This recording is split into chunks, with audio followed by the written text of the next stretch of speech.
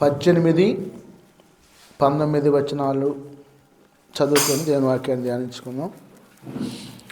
మరియు షాలేము రాజైన మెల్కీసెదెకు రొట్టెను ద్రాక్షరసమును తీసుకొని వచ్చెను. అతడు సర్వోన్నతులకు దేవునికి యాజకుడు. అప్పుడు అతడు అబ్రాహామును ఆశీర్వదించి, ఆకాశమునకు భూమికిని సృష్టికర్తయను సర్వోన్నతుడైన దేవుని వలన అబ్రాహాము ఆశీర్వదించబడినగాక అనియు, నీ శత్రువులను నీవు నీ చేతికి అప్పగించిన సర్వోన్నతుల దేవుడు స్తుతింపబడినగాక అనియు చెప్పాను. అప్పుడు అతడు అన్నిటిలో ఇతనికి 10వ వంతు ఇచ్చాను. సొదొమరాజు మనుషులను నాకు ఇచ్చి ఆస్తిని నీవు తీసుకోమని అబ్రాహాముతో చెప్పగా, అబ్రాహాము, నేనే అబ్రాహామును ధనవంతునిగా చేస్తున్న నీవు చెప్పకుండానట్లు ఒక నూలు పోగైనను చెప్పుల వారినైనను నీ వాటిలో ఏదైనా తీసుకొనని ఆకాశమునకును భూమికిని సృష్టికర్తకు సర్వోన్నతులకు దేవుడైన యెహోవా ఎదుట నా చెయ్యెత్తి ప్రమాణము చేసి ఉన్నాను. స్తోత్రం, హల్లెలూయా. ప్రియులారా,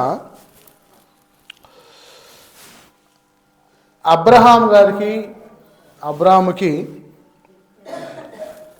దేవుడు మెల్కీసెదెకు షాలేము రాజు వచ్చి రొట్టె ద్రాక్షరసం ఇస్తాడంట. రొట్టె ద్రాక్షరసం ఇస్తే అబ్రాహాము అన్నింట్లో 10వ వంతు భాగం ఇచ్చి దేవుణ్ణి స్తుతించాడంట. చిన్న ప్రార్థన చేసుకున్నాం. పరిశుద్ధాత్ముడ యేసు నాయన, అబ్రాహాము ప్రభా వట్టి చేతులతో కల్దీలు అనే ఊరు నుంచి బయలుదేరి కనాను దేశం వచ్చినప్పుడు నాయన ఆ బిడ్డను ప్రభా బహుధనవంతులుగా దీవించావు నాయన. ఈ బిడ్డలందరినీ కూడా ప్రభా బహుధనవంతులుగా దీవించి 26 సంవత్సరం మొత్తం నీ కాపుదల దయచేసి నాయన నా వల్ల నీకు దీర్ఘాయువు కలిగినట్టున్నావు ప్రభా. నీ సంవత్సరం అధిక ఉంటున్నావు ప్రభా. వీళ్ళందరికీ దీర్ఘాయువు కలగజేసి సంవత్సరం అధికం కలగజేసి ఆశీర్వాదాన్ని, అభివృద్ధిని, నెమ్మదిని, సమాధానాన్ని, కృపను దయచేయమని ఈ వాక్యం ప్రభా మీరే నోటికి బోరగా ఉండి మాట్లాడి జ్ఞానం దయచేసి నీ శరీరాన్ని మెరుగుపరుచుకోమని యేసయ్య నామములో ప్రార్థించి వేడుకొనుచున్నాము తండ్రి, ఆమేన్. హల్లెలూయా. పిల్లరా, గత వారం వాక్యము మరి తూర్పు దిక్కునున్న హాయికిని పనబడి దిక్కునున్న బేతేలుకు మధ్యన అబ్రాహాము గుడారము వేసుకొని దేవునికి బలిపీఠము కట్టాడు. ప్రియ సహోదరి సహోదరులారా, అబ్రాహాము 2 చోట్ల బలిపీఠము కట్టి ప్రార్థన చేశాడు. అబ్రాహాము 2 చోట్ల బలిపీఠము కట్టి ప్రార్థన చేశాడు. ఎందుకని అబ్రాహాము దేవునికి 2 చోట్ల బలిపీఠం కట్టి ప్రార్థన చేశాడంటే, మొట్టమొదట ఆయన్ని దేవుడు ఆశీర్వదించి నిన్ను ఆశీర్వదించిన వారిని ఆశీర్వదిస్తాను, శపించిన వారిని శపిస్తానని చెప్పి దేవుడు మాట్లాడాడు. ఆ మాట్లాడిన ప్లేస్లో దేవుడు అబ్రహాము మరి 75 సంవత్సరాల వయసు కలిగినవాడై దేవునికి బలిపీఠం కట్టి ప్రార్థన చేశాడు.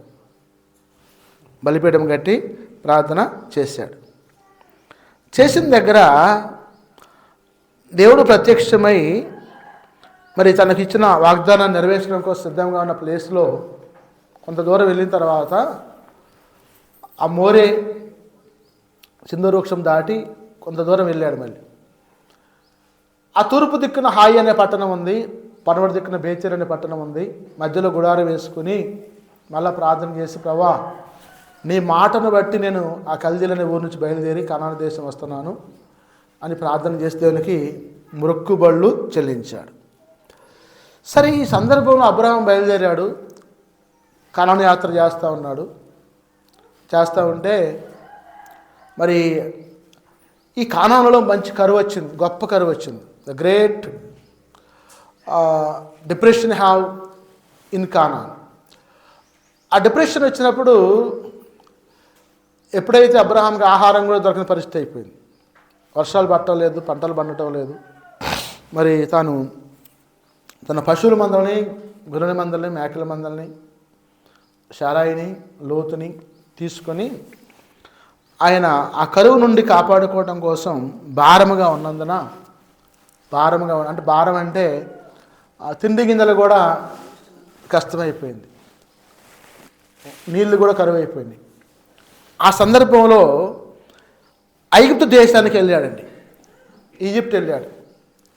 ఇజ్రాయెల్ నుంచి ఈజిప్ట్ వెళ్ళాడు. ఐగుప్తు దేశం అంటే ఇంగ్లీష్లో ఈజిప్ట్ అంటారు. ఈజిప్ట్ దేశానికి వెళ్ళాడు. ఆ ఈజిప్ట్ దేశంలో వర్షాలు పడుతున్నాయి, నదులు విస్తారంగా పారుతూ ఉన్నాయి, పంటలు పండుతూ ఉన్నాయి. మరి ఆయన వాగ్దానం చేసిన భూమిలో నుంచి కరువు ఎందుకు వచ్చింది? అన్యజనుల భూమిలో వర్షాలు ఎందుకు పడ్డాయి? పంటలు ఎందుకు పండుతున్నాయి? నదులు ఎందుకు పారుతున్నాయి? ఒకసారి ఆలోచించండి. నిన్న ఒక సహోదరుడు నాతో మాట్లాడుతూ అంటాడు, యేసేపు కరువప్పుడు పోయి ఐగుప్తు దేశానికి పోయి వాళ్ళ అన్నదమ్ములందరి కుటుంబాన్ని బతికించాడు, అన్యజనులే వాళ్ళు పోషించారు కదా. అబ్రహాము కూడా కరువు వచ్చినప్పుడు ఐగుప్తు దేశం పోయాడు, కరువులు అన్యజనులు పోషించారు కదా. నేను అన్యజనుల కాడికి పోయి ఏదన్నా మరి చందా తెచ్చుకుంటే వీళ్ళని వద్దు అంటారు మిగతా పాస్టర్లు. ఆ కరువు కాలంలో యేసేపు కానీ, అబ్రహాము కానీ, ఇస్సాకు కానీ ఈజిప్ట్ వెళ్ళి వాళ్ళు బ్రతికి మళ్ళీ ఇజ్రాయెల్ దేశం వచ్చారు అని చెప్పి మాట్లాడుతూ ఉంటే, నేనన్నాగా బైబిల్ 2 అంచులు ఖడ్గమండి, మరి అది అటు తెగుద్ది ఇటు తెగుద్ది, బైబిల్తో చాలా జాగ్రత్తగా ఉండాలి. మనం అనుకూలంగా మనం మాట్లాడుకుంటే ఏది కూడా అది ఒకసారి కరెక్ట్ అయ్యిద్ది, ఒకసారి రాంగ్ అయ్యిద్ది. దేవుని చిత్తం తెలుసుకొని ప్రార్థన చేసుకొని ఆయన చేయమంటే మనం చేయాలి, కానీ మన ఇష్టానుసారంగా ఏది చేసినా కానీ అది వర్ధిల్లదని చెప్పాను. స్తోత్రం, హల్లెలూయా. నిజమే. ఇప్పుడు అబ్రహాం ప్రార్థన చేశాడు, తూర్పు దిక్కున్న హాయికి పడమటి దిక్కున్న బేతేలికి మధ్యలో గుడారం వేసి ప్రార్థన చేశాడు.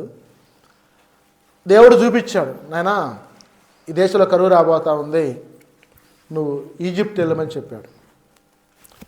అంటే ఆ దేశంలో ఉన్న పెరిజ్జీలు, కనానీయులు, అమోరీయులు, మోయాబీయులు, హిత్తీయులు వీళ్ళ యొక్క పాపాన్ని బట్టి దేవునికి కోపం వచ్చి కానాను దేశానికి కరువు రాబోతుంది. ఆ కానాను దేశంలో కరువు నుండి బిడ్డను రక్షించుకోవడం కోసం దేవుడు ఈజిప్ట్కి వెళ్ళమని చెప్పాడు. స్తోత్రం, హల్లెలూయా. పౌలు గారు అన్నాడు, అపాయం వచ్చినప్పుడు మేము ఉపాయం లేని వారు కాదన్నాడు. సంబంధించే ఆపద కావచ్చు, కీడు కావచ్చు, లేకపోతే మరి దేవుని యొక్క ఉగ్రత కావచ్చు, కోపం కావచ్చు, ప్రాంతంలో వెలుకుంటే వేరే ప్రాంతానికి వెళ్ళి జీవించమంటాడు. అంటే ప్రభు చిత్తం లేకుండా ఏది కూడా కించైనా కూడా హాని కానీ కీడు కానీ జరగదు. ఆలోచించండి. అబ్రాముతో దేవుడు మాట్లాడి ఈజిప్ట్కి వెళ్ళమన్నాడు.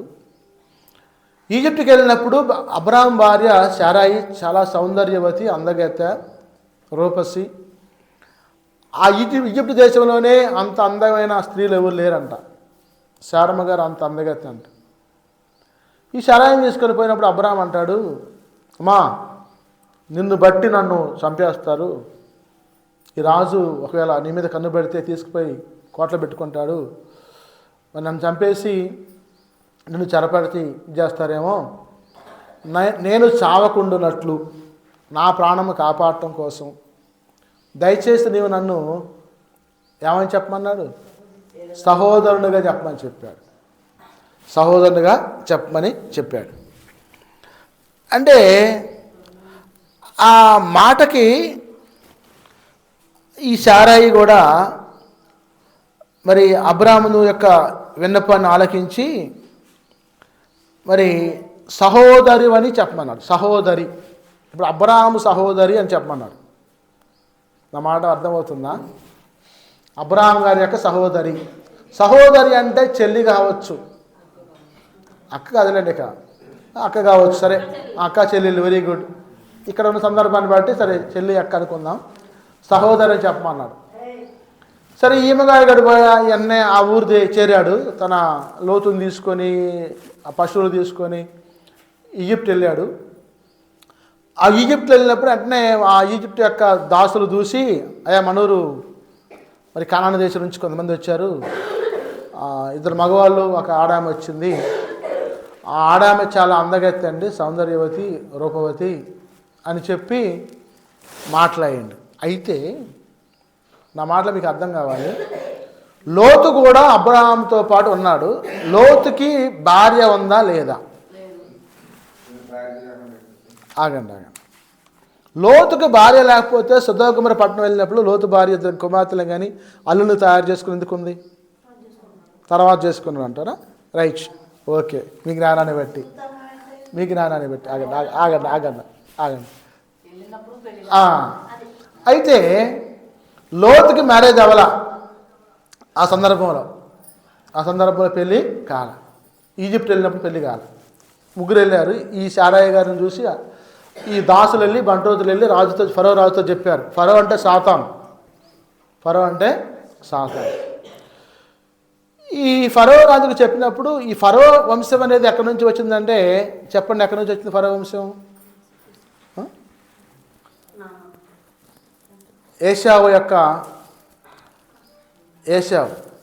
యాకోబు ఏశావు యొక్క వంశం ఇది.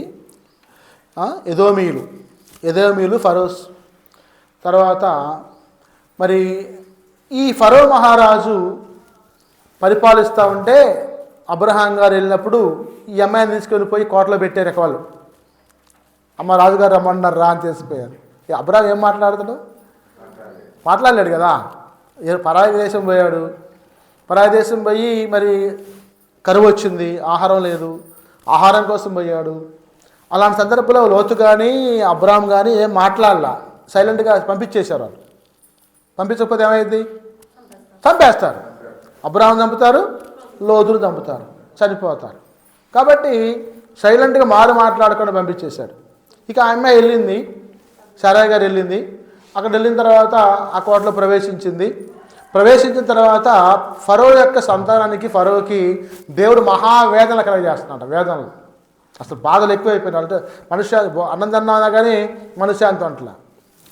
ఏంట్రా బాబు నాకు ఎంత బాధ వచ్చి పడ్డదని చెప్పి ఫరో ఆలోచన చేసుకుని నిద్రపోతుంటే కలొచ్చింది. ఎవరే బాబు, ఆమె ఎవరో కాదు, దేవుని యొక్క దాసుడి భార్య. నువ్వు తెచ్చి చెరబెట్టావు. నువ్వు కనుక ఆ అమ్మాయిని చెరబెడితే, చెయ్యేస్తే నీ సంతానం మొత్తం కూడా నాశనం అయిపోతున్నా నాయన. మర్యాదగా ఆ అమ్మాయిని తీసుకుపోయి ఆ అబ్బాయికి అప్పగించు, అబ్రాహాంకి అప్పగించు, అప్పుడు నీకు క్షేమం వస్తుంది, ఆ క్షేమానికి నువ్వు కలిగి ఉంటావని చెప్పి ఆ యొక్క దేవుని యొక్క ఆత్మ చెప్పింది.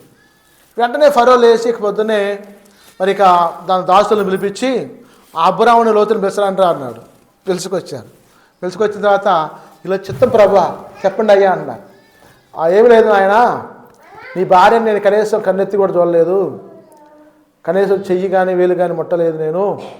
మరి దేవుడు నాతో మాట్లాడి ఆత్మతోటి నీ భార్యని తీసుకోమని చెప్పాడు. నువ్వైతే కొంచెం నాకు ఏమి ద్వారా అబద్ధం చెప్పించావు మరి సహోదరని చెప్పి, అది నా తప్పు కాదు, నీ సహోదరి కాబట్టి నేను చేసుకోవచ్చు అనే ఉద్దేశంతో తీసుకొచ్చాను, కాబట్టి నీ భార్యను తీసుకోమని చెప్పుడు శారాయిని తీసుకుని అబ్రాహాము వచ్చేటప్పుడు ఈ ఫరో ఏం చేశాడంటే అబ్రాహాముకు బహుమతులు ఇచ్చాడు. కొన్ని పశువులని, గొర్రెలని, ఒంటెలని, మరి ఆస్తి, బంగారాన్ని, వెండి, కొంత ఆస్తి కూడా ఇచ్చాడు. ఎందుకంటే దేవుడు మాట్లాడిన వ్యక్తి సామాన్యుడు వ్యక్తి కాదు ఆయన. మన దేశంలో ఆయన అడుగుపెట్టిందంటే మనకు ఆశీర్వాదం. అది ఇప్పుడు దైవదాసుని మన గృహంలో చేర్చుకొని అడుగుపెట్టిందంటే దేవుడు దైవదాసునితో పాటు దేవుడు వచ్చినట్లు లెక్కే. అట్లా నువ్వు భావించాలి. పాస్టర్ గారు వచ్చి నువ్వు అమ్మో చందా పెట్టాలేమో, అమ్మో ఏందో అని చెప్పి అనుకోకూడదు. కాబట్టి గుక్కడి మంచులు ఇచ్చినా కానీ ఆశీర్వాదాలు కుమ్మరించబడతాయి. అది మటుకి గ్రహించుకోవాలి. కాబట్టి దేవుని యొక్క ఆత్మ నీతో మాట్లాడుతూ ఉంది. మరి దైవదాసుడైన అబ్రహాం ఫరో యొక్క గృహంలో ప్రవేశిస్తే ఫరోకి ఏమొచ్చింది? ఇప్పుడు ఆశీర్వాదం వచ్చింది. స్తోత్రం, హల్లెలూయా.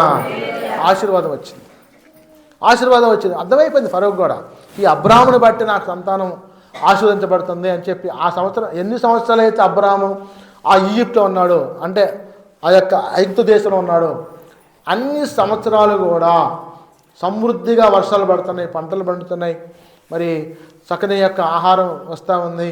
అందరూ కూడా అష్ట ఐశ్వర్యాలతో తొలదూగుతూ ఉన్నారు. అప్పుడు అబ్రాముతో చెప్పాడు, మరి నీవు నీ భార్య అయిన శారాయిని తీసుకొని వెళ్ళిపోయినాయన అని అతనికి కొన్ని బహుమతులు ఇచ్చి మరి ఆ భార్యను అప్పగించి మరి ఆ మహావేదనలు భరించలేక మరి వాళ్ళు పంపించేశారు. ఇక అబ్రాం గారు ఏం చేశాడంటే లోతుని అంటబెట్టుకొని మరి నెగేబుకి వచ్చాడు. నెగేబ్ అనే ప్రాంతానికి వచ్చి గుడారం వేసుకున్నాడు. అంటే ఐగుప్తు యొక్క ప్రాంతం దాటి మరి వాళ్ళు దక్షిణ ప్రాంతం అక్కడ చూడండి, అక్కడ రాయబడ్డది. అబ్రాం తన కలిగిన సమస్తమును, తన భార్యను, తనతో కూడా లోతును వెంటబెట్టుకొని ఐగుప్తులో నుండి నెగేబులోకి వచ్చెను. అబ్రాము వెండి బంగారము పశువులు కలిగి బహుధనవంతుడై ఉండెను.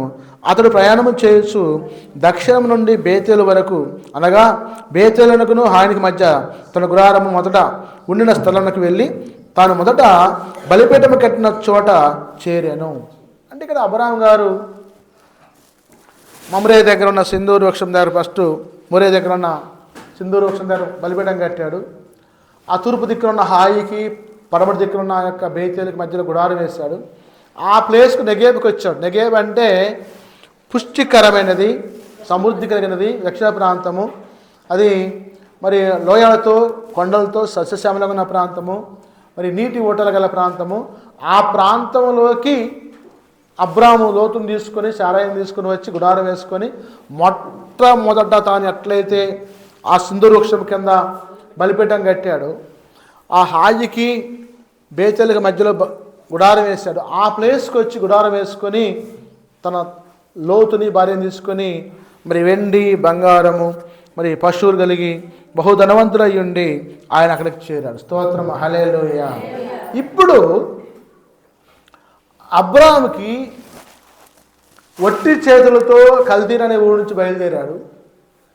కానాను వచ్చాడు, ఐగుప్తు వెళ్ళాడు, ఐగుప్తు నుంచి మళ్ళా కానాను వచ్చాడు, ధనవంతుడు అయ్యాడు. ఎలా ధనవంతుడు అయ్యారు చెప్పండి? ఎలా ధనవంతుడు అయ్యాడు అంటే అబ్రాముకున్న పశువులు చూలు కట్టడం మానలేదు.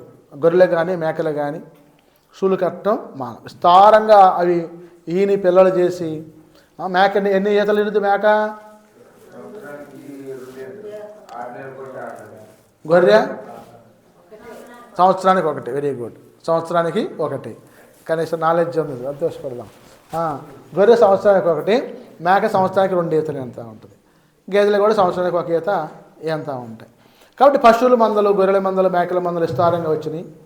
ఆ ఫరో మహారాజు కూడా ఆ శారాయిని బట్టి కొన్ని బహుమతులు ఇచ్చాడు, బంగారం ఇచ్చాడు, వెండి ఇచ్చాడు. ఇవన్నీ తీసుకొని తాను ధనవంతుడై ఉండి ఐశ్వర్యవంతుడై ఉండి ఈ యొక్క నెగేబుకి వచ్చాడు. నెగేబు ప్రాంతంలో గుడారం వేసుకొని జీవిస్తూ ఉన్నాడు. ప్రియులారా, ఈ సందర్భంలో అబ్రహాం గారు తన యొక్క కలిగిన యావత్తును, అంటే లోతుకి అబ్రాముకి పశువుల మందలు, గొర్రెల మందలు, మేకల మందలు విస్తారంగా పెరిగిపోయినాయి అంట. ఈ లోతు పనివారు, అబ్రాహాం పనివారు కూడా ఇద్దరు కూడా ఈ పశువుల మేత కోసం తగాదాడుకుంటున్నారు, కొట్లాట ఆడుకుంటున్నారు. ఒక అమ్మాయి వచ్చి, అన్నయ్య నేను ఒక విషయం చెబుతుంటామా అన్నది. ఏం తెల్లి చెప్పురా నాన్న. మీ గేదెలు ఏంది ఎండిపోతున్నాయి, వాళ్ళ గేదెలు ఏంది బలంగా ఉన్నాయి అన్నది. ఎవరి గేదెలు బలంగా ఉన్నాయమ్మా అన్న. మీ గేదెలు మేపే వాళ్ళు ఏమో బలంగా ఉన్నాయి 4 గేదెలు, మీ 10 గేదెలు 15 గేదెలు ఏమో మరి బక్క చిక్కిపోతున్నాయి, ఎందుకని ఒకే బాడలో మేపుతున్నారు కదా, నీకు అర్థమవుతుందా అన్నది. నాకు అర్థం కావట్లేదు అమ్మ, పొద్దున్న ఎప్పో అన్నారు, మధ్యాహ్నం 4 కల్లా తలకొచ్చి కట్టేస్తున్నారు, కడిగి పాలు చేస్తున్నారు, మరి ఏంటి ఆ సీక్రెట్ చెప్పు అన్న. వాళ్ళు ఏం చేస్తున్నారంటే, మీరు చెప్పండి అన్నమాట, మేతలేనికి వెళ్ళేమో నా గేదెలు తోలి మేతకి వెళ్ళి వాళ్ళ గేదెలు మేపుకొని వస్తున్నారు. నా గేదెలేమో మేత లేక ఆడాడు గీరి పాపం వాగులో నీళ్ళు దాకా వస్తున్నాయి. వాళ్ళ గేదెలే మేత సమృద్ధికి మేసి వచ్చి పాలేస్తున్నాయి. ఇప్పుడు ఎవరు గేదెలు పాలిస్తాయి? వాళ్ళ మేపిన గేదెలే, వాళ్ళ గేదెలే పాలిస్తాయి. నాయి పాలిస్తాయా? ఏవో. అలాగే లోతు కాపరులు, అబ్రాము కాపరులు మేత కోసం తగాడుకుంటున్నారు, గొడవాడుకుంటున్నారు, తగాదా ఆడుకుంటున్నారు.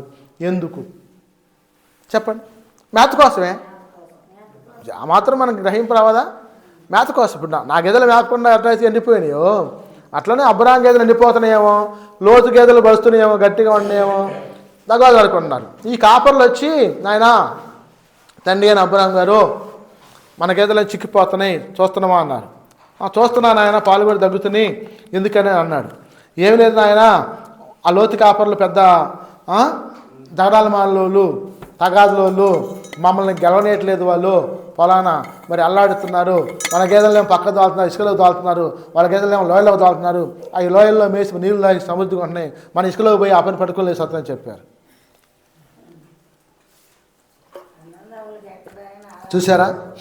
చూసారా ఎప్పుడైనా అన్నదమ్ములకు తగాదులు వచ్చేది ఎక్కడంటే ఆస్తి కాడే. అసలు గొడవ ఎందుకు వచ్చింది అంటే కుటుంబాల్లో ఆస్తి కోసం, ఆడదాని కోసం. ఈ ప్రపంచం మొత్తం మీద గొడవలు ఎందుకు వస్తున్నాయి అంటే ఆస్తి కోసం, ఆడదాని కోసం. యుద్ధాలు కూడా అంతే. యుద్ధాలు కూడా అలెగ్జాండర్ యుద్ధం చేశాడంటే ఆస్తి కొలగొట్టాడు. ఈ ముస్లిమ్స్ నవాబులు వచ్చి యుద్ధాలు చేస్తే ఆడవాళ్ళని కొల్లగొట్టి తీసుకుపోయారు. ఆడవాళ్ళని కొల్లగొట్టి దావీద్ మహారాజు వేరే ప్రాంతానికి వెళ్ళాడు. శత్రు సైన్యం వచ్చి పడిపోయింది. అమోరీలు, మోయాబులు వచ్చారు, ఫిలిప్పీలు వచ్చి పడ్డారు. ఫిలిప్పీలు వచ్చి పడి ఆ దావీద్ మహారాజు యొక్క సంపద మొత్తం దోచుకొని ఆడవాళ్ళని తీసుకుని పోయారు. పోయిన తర్వాత సిగ్లక్ ప్రాంతంలో వెళ్ళినప్పుడు దావీద్ వచ్చి చూస్తే ఏడుతున్నాడు. అక్కడ ఏం లేదు, అంతా గుడారాలు పడేసి మొత్తం చెల్లాచెదరు అయిపోయింది, మొత్తం ఆంగవాంగసిరి అయిపోయింది, అంతా కూడా అసలు ఏం లేదు, పిల్లగాళ్ళు లేరు, భార్యలు లేరు, అక్కడ ధనం లేదు, ధాన్యం లేదు, మొత్తం ఎత్తుకొని పోయారు. సర్వనాశనం అయి కూర్చుంది అక్కడ. ఇక ఆ పని తన దాసులను తీసుకొని కొంతమందిని ఏడ్చుకుంటూ బయలుదేరితే ఆ ప్రాంతంలో ఒకడు కాయలా పడ్డాడు అన్నాడు. ఒకడు వాళ్ళ దాసు అంటే ఆ శత్రు ఫిలిప్తీయుల యొక్క దాసుడు. వాడిని లేపి కొంచెం మంచిలు దాపిచ్చి కాస్త అందరపు పనులు ఇచ్చి తినిపించారు. వాడికి కాస్త పిల్లలుకొని అయా మీకు సీక్రెట్ చెబుతూ అంటారంటున్న వాడు. ఏంటో చెప్పిన ఆయన అంటే ఏం లేదు, ఆ ఫిలిప్తీయులు వచ్చి పడి మీ దండ మీద పడి మొత్తం దోసుకొని పోయి మీ భార్యలను కూడా తెచ్చిపోయారు అయ్యా. నేను కూడా వాళ్ళలో ఉన్నాను, నేను ఆ దుర్మార్గున్నే, అక్కడ యుద్ధం చేసిన వాడినే. కాకపోతే నాకు దారిలో నడుస్తుంటే నాకు ఈ నడువు మొత్తం పట్టకపోయి ఇక్కడికి పడిపోయా, నన్ను విడిచిపెట్టిపోయారు వాళ్ళు కాపనే అని అన్నాడు. దావీదు అన్నాడు, వాళ్ళు ఎక్కడున్నారు చూపిస్తావా మాకు అన్నాడు. చూపిస్తానయ్యా అన్నాడు. తీసుకొని పోతే ఒక వాగు ప్రాంతంలో వాళ్ళు గుడారాలు వేసుకొని డ్యాన్స్లు వేస్తున్నారు, విందులు చేసుకొని వాళ్ళు పార్టీలు చేసుకుంటున్నారు, మందు తాగి మంచి డ్యాన్స్ పార్టీలు చేస్తున్నారు, తులా తూగుతున్నారు. ఇక వెంటనే దావీదు తెలిపి వాళ్ళందరినీ సంహరించి తన భార్యలని పిల్లల్ని తీసుకొని ఆస్తిని తీసుకుని వచ్చి మళ్ళీ ఆ యొక్క ప్రాంతానికి చేరాడు. సిగ్లకుకు చేరాడు. స్తోత్రం, హల్లెలూయా. అలాగే అబ్రాము కూడా ఈ కాపర్లు వచ్చి కొట్టుకుంటున్నారు. అసలు సాయంత్రం వచ్చిందని పెద్ద తగాదా, ఇంటికి గుడారానికి వస్తే గోల. ఆ గుడారం వల్ల ఈ గుడారం ఎదుగుండు, నువ్వురారా. లోతు అబ్రాం చూసి వాళ్ళు మొహాలు చిన్నబుచ్చుకుంటున్నారు. ఇక అబ్రాం అన్నాడు, నాయన మరి ఇక పరిస్థితి బాగాలేదు, చేదాడిపోతుంది, మన మంచితనం ఉండాలంటే ఇద్దరం మరి విడిపోదాం, మరి నీవు మరి వేరే ప్రాంతానికి వెళ్ళి నివసించు, నీ కాపర్లతో వెళ్ళిపో, నేను ఈ ప్రాంతంలో ఉంటా, నువ్వు ఈ ప్రాంతంలో ఉంటే నేను వేరే ప్రాంతానికి వెళతా అని అబ్రాం ముందు ఛాన్స్ ఇచ్చాడు. ఛాన్స్ ఇస్తే చూడండి ఇక్కడ అబ్రాం అన్నాడు, ఇక్కడ మనము బంధువులము కనుక నాకు నీకును నా పశువుల కాపులకును నీ పశువుల కాపులకును కలహము ఉండకూడదు. మనం బంధువులవి, అన్నదమ్ములవి, నువ్వు నా కొడుకువి, నేను నీ తండ్రిని, నీకు నాకు తగాదు ఉండకూడదు. కాబట్టి ఈ దేశమందయు నీ ఎదుటనున్నది కదా, దయచేసి నన్ను విడిచి వేరుగా నుండము. నీవు ఎడమ తట్టునకు వెళ్ళిన ఎడలా నేను కుడి తట్టుకును, నీవు కుడి తట్టుకు వెళ్ళిన ఎడలా నేను ఎడమ తట్టుకును వెళ్ళుదామని లోతుతో చెప్పగా, నువ్వు ఎడమ పక్కకు పో, నేను కుడి పక్కకి వెళ్తా, నువ్వే కుడి పక్కకు పో, నేను ఎడమ పక్కకి వెళ్తా, నీకు నాకు గొడవద్దు అని చెప్పాడు. చెప్పినప్పుడు ఇక చూడండి, ఇక్కడ లోతు ఏం చేస్తాడంటే కనులెత్తి చూశాడు. యోర్దాను ప్రాంతం మొత్తం కూడా మరి ఆ యొక్క సొదొమ గొమొర్రా ప్రాంతం మరి యెహోవా చూడండి నాశనం చేయకముందు సమృద్ధిగా ఉంది. పచ్చిక బయళ్ళతోటి, నీటితోటి, సంపదతోటి మరి పచ్చగా కనపడ్డది. ఇక లోతు ఏం చేస్తాడంటే పచ్చని ప్రాంతాన్ని ప్రేమించి ఆ సొదొమ గొమొర్రా ప్రాంతానికి వెళ్తానని చెప్పి తన దాసులను తీసుకొని, పశువులు తీసుకొని బయలుదేరి వెళ్ళాడు. ప్రియులారా, ఈ లోకంలో పచ్చగా ఉన్నాయి మొత్తం కూడా మంచివి కావు. పచ్చగా ఉన్నాయి మొత్తం కూడా మంచివి కాదు. నీ కంటికి ఇంపుగా కనపడిందంటే ప్రార్థన చేయాలి నువ్వు. నాయనా ఏంటి నాయన ఈ కంటికి ఇంపుగా కనపడుతుంది, ఇది సాతాను శోధిస్తుందా ఏంటి, నన్ను క్షమించు ప్రభా అని చెప్పి ప్రార్థన చేసి అడగాలి, గోజాడాలి. లోతు లోకం వైపు చూశాడు, దేవుని తట్టు చూడాల. అబ్రాహాం దేవుని తట్టు చూశాడు, లోబడ్డాడు, తగ్గించుకున్నాడు. కానీ లోతు ఏం చేసిందంటే సౌందర్యాన్ని, అందాన్ని చూశాడు. బైబిల్లో సొలొమోను అంటాడు, అందము మోసకరమైనది, సౌందర్యము వ్యర్థమైనది. కాబట్టి మోసకరమైన దాన్ని, వ్యర్థమైన దాన్ని ఎప్పుడు మనం చేపట్టకూడదు. లోతు కూడా మరి మోసకరమైన దాన్ని, వ్యర్థమైన దాన్ని, సౌందర్యమైన దాన్ని చూసి మోజుపడి వెళ్ళాడు. మరి ఆ కుటుంబం అబ్రామును బట్టి అయితే రక్షించబడదు, కానీ సొదొమ ప్రాంతం ఏమైపోయిందంటే అగ్ని గంధకాల చేత నాశనం అయిపోయింది, కాల్చబడ్డది. అంటే అబ్రాము ఎంత కష్టపడ్డా అంటే లోతు కోసం, అసలు అయ్యా 50 నాయన, అయ్యా 40 నాయన, అయ్యా 30 అయ్యా, అయ్యా 20 అయ్యా, అయ్యా 10 అయ్యా, 5 అయ్యా అని బతిలాడాడు. ఒక్కడ కనపట్ల మంచుడు ప్రాంతం అంతా చెడిపోయి వ్యభిచారులై, విగ్రహాదికులై, మోసగాండ్రే, వేశ్యలై, దొంగలై జీవిస్తామంటే దేవునికి కోపం వచ్చింది ఆ ప్రాంతం చూసి. కానీ లోతుకి అది రమ్యమైందిగా, అందమైందిగా, సౌందర్యమైందిగా కనపడి ఆ ప్రాంతాన్నే కోరుకొని వెళ్ళాడు, కానీ దేవుని తట్టు చూడాలి. చాలామంది పిల్లలండి తల్లిదండ్రులు ప్రార్థన చేస్తూ ఉంటారు, గోజాడుతూ ఉంటారు, ఏడుస్తూ ఉంటారు, మొరపెడతా ఉంటారు. కానీ పిల్లలండి లోకం వైపే చూసి పాడవుతూ ఉంటారు. ఆ మందు తాగొద్దు నాయనంటే మందు తాగుతారు, గుటకా చెరొద్దని గుటకా తింటూ ఉంటారు. చెడు అలవాట్లకు లోడు కామాకరా, వ్యభిచారం చేయమాకరా, నాన్న అబద్ధం పడమాక, మోసం చేయమాక, దొంగతనం చేయమాక అంటే వాటినే చేస్తారు. తల్లిదండ్రులు గోజాడి ఏడుస్తూ ఉంటారు. ఆ తల్లిదండ్రుల యొక్క ప్రార్థన బట్టి పిల్లలు కాపాడబడుతూ ఉంటారు. కానీ తల్లిదండ్రులు ప్రార్థన లేకపోతే పిల్లలు ఏమైపోతారమ్మా? చనిపోతారు. ఏమైపోతారు? చనిపోతారు. చాలామంది తల్లిదండ్రులను ప్రార్థన లేని వాళ్ళు ఉన్నారు. వాళ్ళ కుటుంబాలను నేను చూస్తూ ఉంటా. మరి ఆ తల్లి ప్రార్థన చేయక, ఆ తండ్రి ప్రార్థన చేయక ఆ పిల్లలు నాశనం అయిపోతాం. తండ్రి దాగి, పెద్దోడు దాగి, చిన్నోడు దాగి, ముగ్గురు దాగి వస్తే తల్లి ఏమండి పెట్టుద్దండి? ఏమండి పెట్టుద్ది? పనికి పోయిన డబ్బులు పెడుతుంది. ఎలా మరి కోట మీద వచ్చి గంజి పోసిపోతుంది. ఏంటి ఆ కర్మ? ముగ్గురు మనుషులు పనికి పోయి కష్టపడి సంపాదిస్తున్నారు, తెచ్చి ఏం చేస్తున్నారు? ముగ్గురు తాగుతున్నారు. పెద్దోడి భార్య పోయింది, రెండోడి భార్య కూడా పోయింది, భార్యలు లేరు. చివరికి తల్లి ఏం చేస్తుంది? మరి అప్పటిని పస్తులతో లేక చూడలేక ఎల్లమ్మడికి తిరిగి కోడా బియ్యం తీసుకొని అడుక్కొని తీసిపోయి గంజి కాసిపోసే పరిస్థితి. ఎందుకన్నా అంత దరిద్రం, భావదరిద్రము, నాశనకరమైన దరిద్రం. వాళ్ళ తండ్రి అంటున్నాడు నాతో, మా పెద్దోడితో పాటు ఇంకొకటి వచ్చిన రాత్రి తెల్ల వాళ్ళు బండారు, పొద్దుపూట 11 బండారు, ఇద్దరు లేవట్లే వాళ్ళు అని చెప్తుండొచ్చు. మరి నువ్వేం చేస్తున్నావు అన్న? నేనేం చేసాను, నేను లేపితే లేవట్లేదు, నేను కొడతారేమో భయపడి నేను చూసి ఆ పని చూస్తున్నాను. అటువంటి పరిస్థితి వచ్చింది. పొజిషన్ అంతే ఉంది. భార్యలు లేరు, పిల్లలు లేరు, ఏం లేదు. వాడి కడిపే వాడికి కైలాసం, వాడిదే వాడికి తాగడమే, తినడమే, పడుకోవడమే, నీకు అదే పరిస్థితి. కానీ మరి నాకు భార్య ఉంది, పిల్లలు ఉన్నారు, కుటుంబం ఉంది, తల్లి ఉంది, తండ్రి ఉంది, ఏమైపోతారని చెప్పి ఆలోచించట్లా. సౌందర్యమైన దాన్ని, అందమైన దాన్ని, కన్నా కళ్ళకి ఇంపుగా ఉంటుంది. అది గ్లాసులో పోస్తుంటే ఎర్రగా వాడికి దగదగలాడుతా మెరిచిపోద్ది అంటాడు, బంగారంలాగా ఉంటుంది అంటాడు. వాడు అంటాడు నా కళ్ళతో ఒకసారి చూడు అని చెప్పాను. నిజమే, చూసుకొని నీ కళ్ళతో నువ్వు చూసుకుని నాశనంగా చేసేదేముంది? నీకు ఉంటే నువ్వు చదువుకో. అదే నేను రాసిన పాటలో, ఈ సంవత్సరం రాసిన పాటలో, నువ్వు క్రీస్తు అనే బండ నుండి చెక్కబడితేవా, క్రీస్తు అనే గుంట నుండి త్రవ్వబడితేవా అని రాశా. బైబిల్లో మాటలు అవి కూడా నేను సొంతగా రాసుకున్న మాటలు కదా అవి. బైబిల్లో తీసుకునే రాస్తా మొత్తం కూడా, నేను ప్రతి వచనం కూడా, ప్రతి చవనం కూడా బైబిల్లోంచి తీస్తాను. కాబట్టి ఈ చరణాలు చదివేటప్పుడు నేను ఆశ్చర్యపోయా, ప్రభా అంత గొప్ప మాటలు నువ్వు బైబిల్లో లిఖింపజేసి ఉంచావా అన్నాడు. నీవు ఆలోచించుము అన్నాడు. మరి 2 చోట్ల కూడా క్రీస్తు అనే బండ నుండి చెక్కబడితేవా నీవు ఆలోచించుము, క్రీస్తు అనే గుంట నుండి త్రవ్వబడితేవా నీవు ఆలోచించుము అన్నాడు. అంటే నువ్వు రక్షణ పొందావా, మారు మనసు పొందావా, పాపక్షమాపణ పొందావా, పరిశుద్ధాత్మ శక్తిని పొందావా, నీ పాపాలు ఒప్పుకున్నావా? ఒక్కసారి ఆలోచించు. క్రీస్తు అనే బండ నుండి చెక్కబడితే అంటే దేవుణ్ణి తెలుసుకొని నువ్వు రక్షణ పొందావా, మారు మనసు పొందావా, పాపక్షమాపణ పొందావా, పరిశుద్ధంగా ఉన్నావా? ఆలోచించు. క్రీస్తు అనే గుంట నుండి త్రవ్వబడితేవా? ఆలోచించు. ఆలోచించు. అంటే ఆయన పొందిన దెబ్బల చేత నీకు స్వస్థత వస్తాం, ఆయన చిందించిన రక్తం చేత నీకు ఏమొస్తా ఉంది? రక్షణ వస్తా ఉంది. క్రీస్తనే బండ నుండి చెక్కబడితివా, క్రీస్తనే గుడ్డ నుండి త్రవ్వబడితివా, నీవు ఆలోచించుము.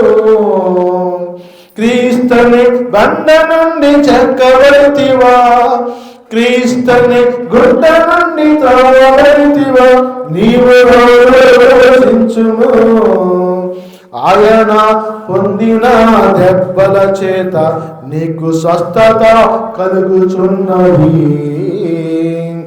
ఆయన పొందిన దెబ్బల చేత నీకు స్వస్థత కలుగుచున్నది.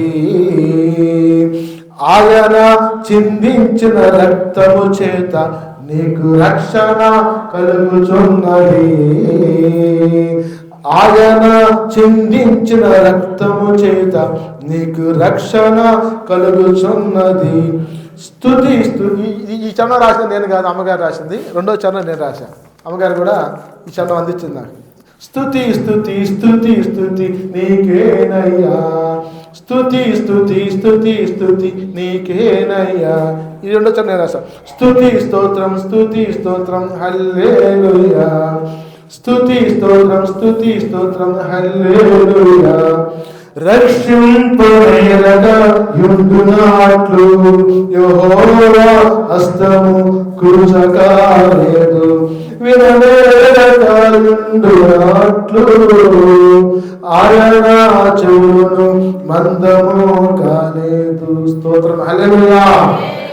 కాబట్టి నీ దోషము నీ పాపము అడ్డుగా వచ్చను, నీ దోషము నీ పాపము అడ్డుగా వచ్చను, మారు మనసు పొంది రక్షణ మార్గంలో పయనించుమా. నీవు మారు మనసు పొంది రక్షణ మార్గంలో పయనించుమా. స్తుతి స్తుతి స్తుతి స్తుతి నీకేనయ్యా, స్తుతి స్తుతి స్తుతి స్తుతి నీకేనయ్యా. స్తుతి స్తోత్రం స్తుతి స్తోత్రం హల్లెలూయా, హల్లెలూయా. కాబట్టి క్రీస్తునే బండ నుండి చెక్కబడితివా. యేసయ్య అంటాడు, నువ్వు క్రీస్తునే బండ మీద ఉన్న సంఘాన్ని కట్టమన్నాడు. అసలు ఈ బండకి క్రీస్తుకి సంబంధం ఏంటంటే, ఆనాడు ఇశ్రాయేలులు కానాను యాత్రలో ఉన్నప్పుడు 40 సంవత్సరాలు నడిచినప్పుడు మోషేతో మాట్లాడి, మోషే నీ చేతికున్న కర్ర తీసుకెళ్ళి ఆ బండ మీద ఆనిచ్చు, నీరు వస్తుందని చెప్పాడు. అంటే దేవుడు ఆ బండ దగ్గరకు వచ్చి ఏం చేస్తాడంట? నుంచుంటాడు, ఆత్మతో ఉంటాడు. అంటే ఆ బండలో దేవుడు ఉంటాడు. అప్పుడు మోషే వెళ్ళి కోపంతో కొట్టినప్పుడు దేవునికి కొంచెం నొప్పి వచ్చింది. నాయనా, నువ్వు నన్ను కొట్టావు, ఆ బండ ఎవరో కాదు నేనే, కానీ నువ్వు గ్రహించలేదు. నువ్వు కనాను యాత్ర చేస్తావు కానీ ఆ దేశంలో నువ్వు ప్రవేశించు, దూరంగా ఉండి చూస్తావు ఆ దేశాన్ని అంతే. కాబట్టి బండ క్రీస్తు, బండ క్రీస్తు. గుంట, గుంట అంటే ఏంటండి? ఇప్పుడు క్రిస్టియన్స్ ఎక్కువగా ఏం చేస్తారు? గుంట తీసే పాతి పెడతారు, గుంట తీసే పాతి పెడతారు.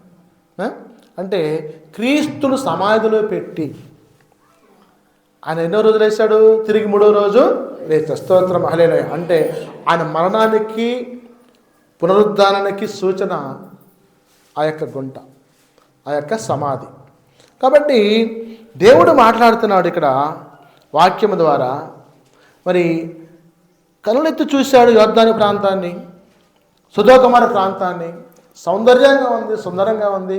ఆ సౌందర్యాన్ని, సుందరాన్ని కోరుకున్నా కానీ దేవుని తట్టు చూడాల.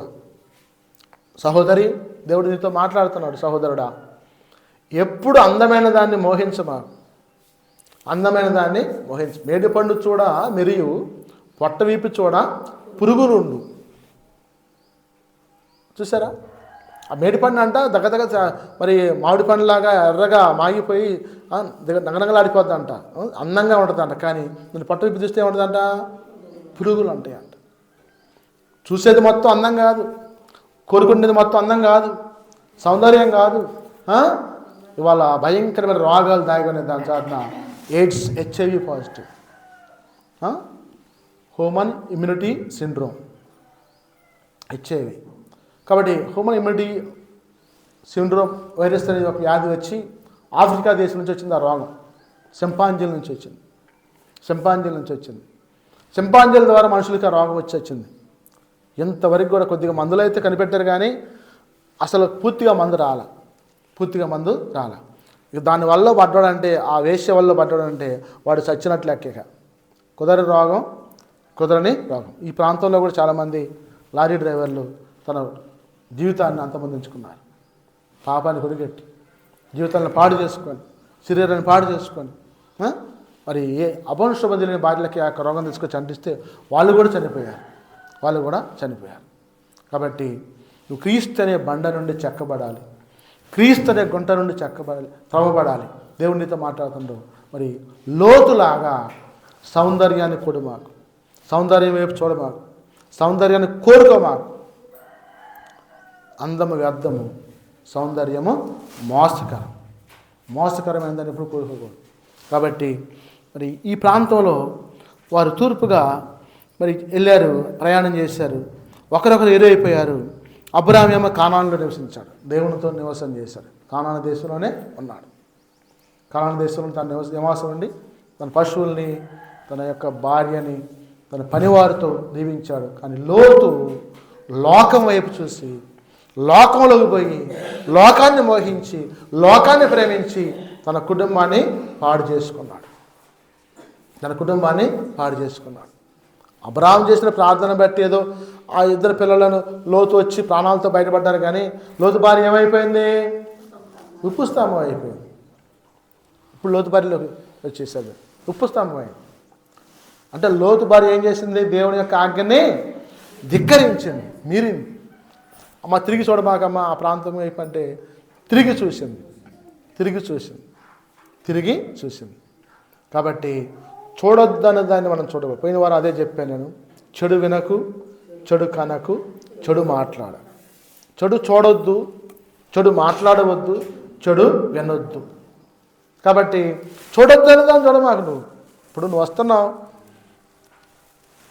ఆటోలో, భయంకరమైన అక్కడ విగ్రహాలని అనుకోండి, ఆ పని నోరెళ్ళు పెట్టి చూస్తావా?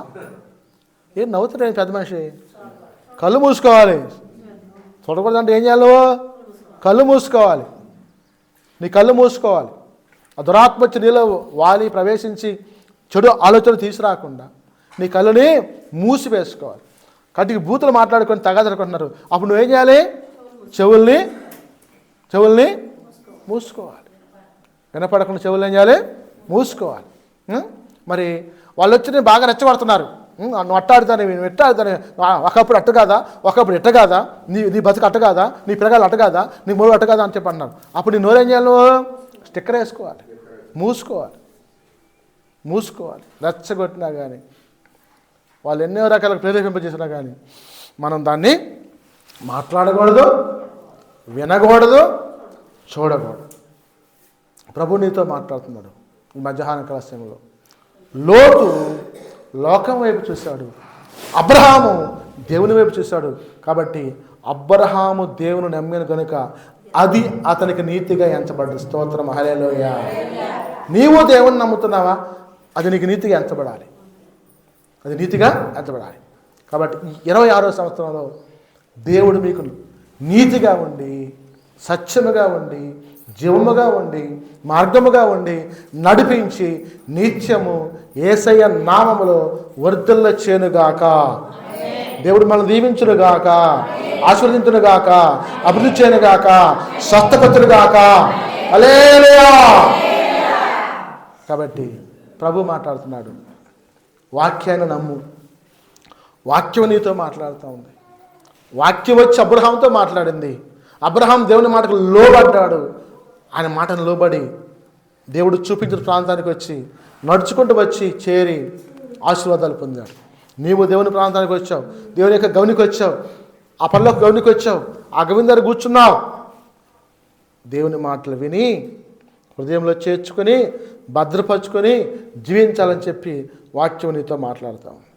ఒక్కసారి ఆలోచించు. కాబట్టి దేవుని నమ్మిన అబ్రహాం దీవించబడ్డాడు. నీ కుటుంబం కూడా నువ్వు దేవుని నమ్ముకొని దీవించబడటం కోసం ఈ యొక్క మధ్యాహ్న కాల సమయంలో తీర్మానం చేసుకో. దేవుడి మాటలు దీవించును గాక. హల్లెలూయా.